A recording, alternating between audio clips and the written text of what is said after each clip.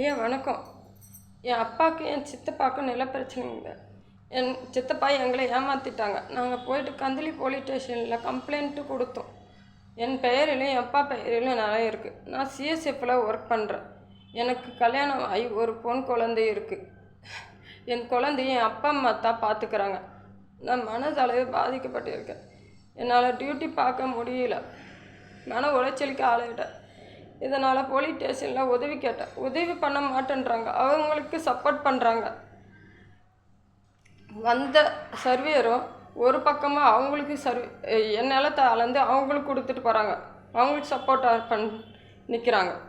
நேற்று என் தம்பி ஹாஸ்பிட்டலில் போய் என் சித்தப்பாவோட பொண்ணு செருப்பால் அடிச்சுட்டு வாடா உன்னையும் குடும்பத்தையும் வெளியே வச்சு தூக்குறோம், சாவடிச்சிடறோம்ன்ட்டு மிரட்டிட்டு வந்திருக்கு. கேமரா சிசிடிவி இருக்குது ஹாஸ்பிட்டலில்.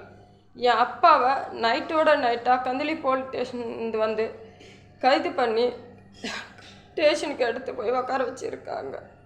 இதனால் நான் டியூட்டி பண்ண முடியல. மன உளைச்சலுக்கு ஆளாயிருக்கேன். வாழ்கிறதா சாகிறதான்னு தெரியாமல் திக்குமுக்காடி உக்காந்துருக்கேன்.